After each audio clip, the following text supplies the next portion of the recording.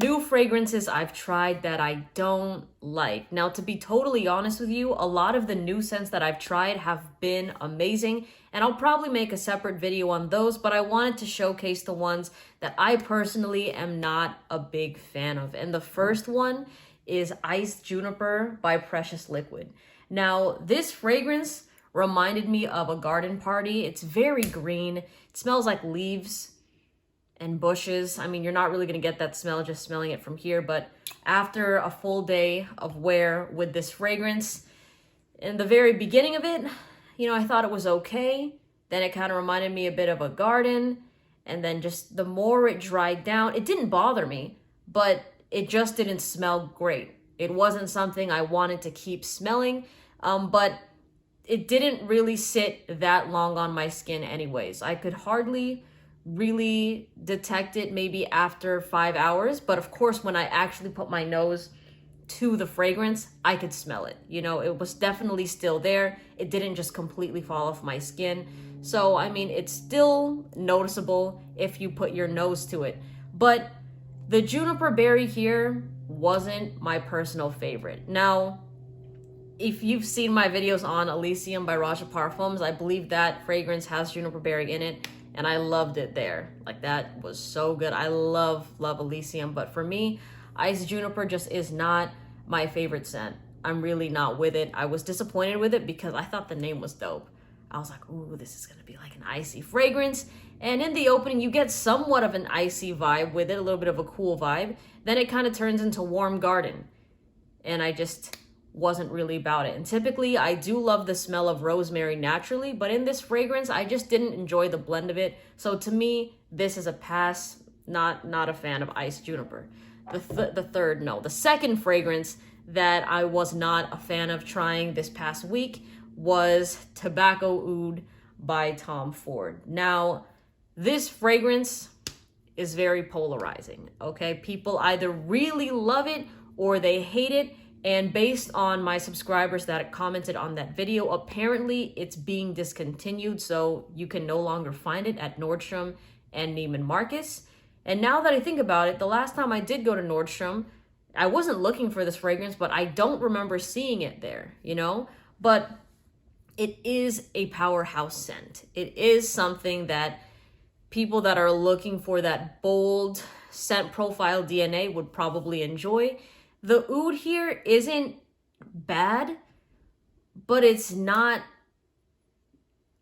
it didn't really grip me, I know that this fragrance was meant to be polarizing, but the thing is, I didn't hate it.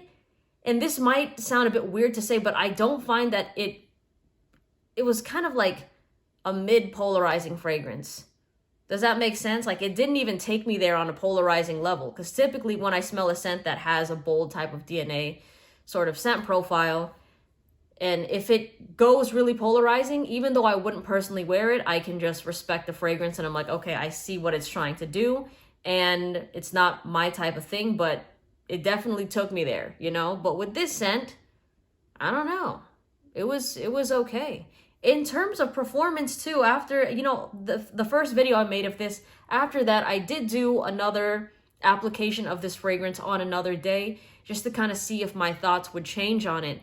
And I don't know if maybe I just got used to the fragrance quick, but I didn't really find it to be as strong as maybe the first time with it. Could it be that I went nose blind to the fragrance? Maybe, but it's still something that I could smell after, 7 or so hours, but it wasn't like an oud fragrance that was like, oh, this big, like 12-hour no problem type of scent that I initially thought it was. So it was just kind of crazy retesting this scent and getting a little bit of a different perspective with it. So it's almost as if the second time around when I tried it, it became not more mass appealing, but it just wasn't as like big and scary as the first time, Let me just smell it again. But then again, you got to remember that this is a sample vial. This is not the same type of distribution you would get with a full-on bottle of it. But I did do a good amount of sprays with this that second time. I believe I did maybe 5 or 6 sprays of tobacco oud just to really see, okay, what is this thing about? Because it should perform a little bit better. But maybe you actually need 5 to 6 sprays on the full-size bottle. Maybe that is how it would be. But I still got that prune vibe with this fragrance. And the thing is, I'm not hating on it, but because I love eating prunes. But do I want to smell like prunes? Not really. And the oud here it just kind of felt a bit lackluster the second time around. I don't know what it was. So it didn't really stick to the whole big bad oud like vision that I had in my mind the very first time. But who knows? Y'all let me know what you think of this. Maybe it's one of those fragrances you got to try 10 times for it to for you to finally deduce what you feel about it. But it's almost kind of not exactly day and night with how I felt, because I still had some similarities the second time around as the first, but much more tame down. All right, and the last fragrance that I don't like of my recent ones that I've tried is Yuzu Vetiver by Precious Liquid. This fragrance apparently has ginger, it has cardamom, but it was just too mature for my liking. Yeah, I do find that this is something that you would probably find in maybe a 50-year-old guy's collection. This is just something, or not 50, maybe 55, 60-ish. It just wasn't, I didn't really find it to be something that I would personally wear. And on top of that, it is like a niche connoisseur type of fragrance. Like those are the type of people that would enjoy fragrances like this. But I didn't really find it to be even something that if I smelled it, I appreciated that much. You know, because there are definitely fragrances that I've tried that I know that I personally would not wear, but I could still say, damn, that's still a good fragrance. But for me, Yuzu Vetiver just smelled kind of like mature, and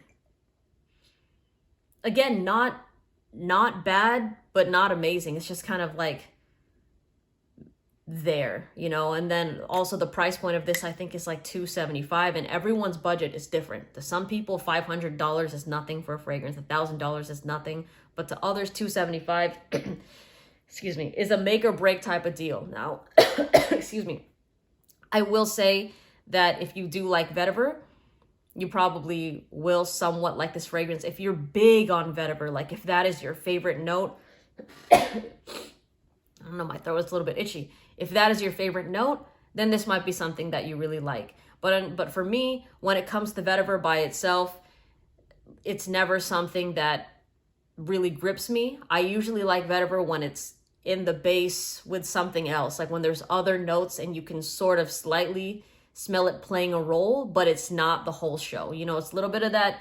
It's like a little bit of a cherry on top, but not the whole cake. You know, that's how I feel about vetiver in general.